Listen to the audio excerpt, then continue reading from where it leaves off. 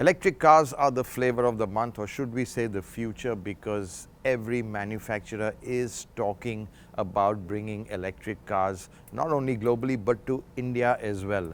It's something that is definitely going to happen, and there's a big rush to bring in electric or electrified vehicles, and Audi is not to be left out. What they've got here is their flagship electric vehicle, the e-tron. And to tell me about it is the head of Audi India, Rahil Ansari. Rahil, thanks for talking to us. Straight out, e-tron coming to India? Absolutely, yes. We're targeting end of this year, maybe beginning of next year, but we see the demand already increasing in India, the request of bringing the e-tron to India. So our target is definitely to have the car here in India by end of this year. But obviously from a, let's say, commercial point of view, small numbers, this is not really going to add to the business, but is it more strategic? Is it more to kind of showcase the technology you have? It's a combination of everything, actually, yeah. And I wouldn't underestimate the amount of cars that we target in terms of sales, because we believe that we can sell more than 200 vehicles, and for a car that will be 1 CR plus, it's actually quite an amount.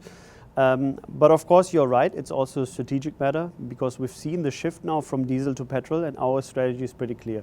We want the shift happen to petrol and electrification, and one part of it is of course the e-tron, which is the first fully electric vehicle of brand Audi, and we do believe that this is the right step, because if we look at, for example, at the mix of petrol nowadays, which has been traditionally 10% only in the luxury segment, it has already reached last year 30%, and this year will be 40 to 50%. So it's a pretty drastic jump, and on top of this, electric will also play a crucial role for us in the future. So just talking on petrol to diesel, or diesel to petrol, the shift, can we see much more of that after BS6, because there are certain variants of the E8 2-litre diesel which will not be BS6 compliant, and you'll have only petrol only models in some parts of your range? I think it's a bit too premature to confirm this. What we have clearly seen is the customer demand. Of course, first of all, it was in the NCR, in Delhi, in and around Delhi.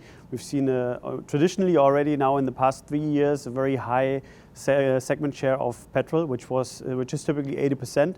But now even in traditional belts like Gujarat, south of India, you see already an increasing demand of petrol. So there is already a natural movement towards petrol. Yes, you still have some areas where diesel is dominant. Like in the south? Like in the south, it's still dominant, but again, as I said, it's reducing now. But like Punjab is typically where you still have a large part of diesel. But traditionally, it has been also diesel dominated, but we see that shift happening. We would not be in a position to say that diesel will not come at this point at all, because we still do have, for example, like Q5 as diesel and petrol in all of the ranges, in all of the products that we have at the moment. We still have petrol and diesel available. However, our movement will definitely going forward to be petrol and electrification. Right, but obviously electrification, very, very small numbers. And you know, one concern also is, Rahil, that there is a move away from diesel, but there's no immediate substitute for diesel. Do you think that might create some issues in terms of volumes and sales, because that cannot be kind of replaced by petrol only, and electric, of course, as you know, is very, very super niche? That's a valid point. I agree to this. I think everyone has to be aware of the fact that once you move out diesel in any of the products, you will take a hit on volume. This for us is actually fine. If we do this, we will start with some cars in the future already, where we will bring in petrol first and see how the response will be, knowing that it may also have an impact for the volume of us. But that's okay to take that hit, because it's a strategic decision to push petrol further. Yes, at the same time, of course, no one likes to take commercial hits. So we do believe that this is still an important step towards the future, the sustainable future of Audi in India. Right. And coming back to electric, clearly you talked about around 200 customers you think you could get for a car that costs more than a crore. Yeah. Who are the kind of early adopters do you see being for something like the e-tron? Are they going to be corporates? Are they going to be people who want to flash their green credentials, so to speak? They want to, show that they are eco-friendly, or is it someone who's, pretty low-key but just wants to do the right thing to save planet Earth? Or is it a mix of everything? It will be a mix of everything for sure. Of course, there are some people that will definitely look at the sustainability point of view, say, okay, I want to be the first one that drives a fully electric vehicle in India in the luxury segment. If you can afford such a car, of course, this will be then the choice. But at the same time, you will also see VIPs, industrialists, celebrities that will look at this car. Why? Because it carries typically also the Audi DNA. You see that already from the design. The e-tron is a typical Audi. No difference basically from the exterior. It looks like an SUV, like an Audi SUV, and carries all the features, even more features than you have already available in the market, like the virtual mirrors. So this car will definitely make a success across all segments. And if you want to stand out, and this is always the Audi philosophy, not fit in, then the e-tron is the choice. But again, limitations on electric vehicles, they're globally still, and in India perhaps more so. Fundamentally is the charging infrastructure. Now you're giving a regular home charger with this. Do you think the lack of fast charging capabilities in India could be a bit of a deterrent, because sometimes the charging time is pretty essential? So charging infrastructure still a bit of a hurdle? Charging infrastructure has to catch up, I fully agree with you. So we've done our homework from the Audi side. We'll make sure that within the dealerships we'll have the fast charger, of course, in the main areas where we expect the cars to be sold.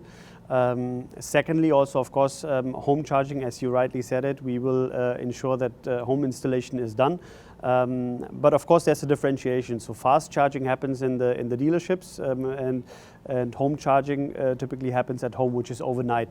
But at the same time, the responsibility also remains then from the government and from the stakeholders to push electrification, not only in terms of sales, but in particular when it comes to infrastructure. Yes, the infrastructure or the charging stations has been now privatized, so theoretically everyone can calculate his own business case and say, hey, I'm going to set up a charging infrastructure and I'm going to charge a customer for this.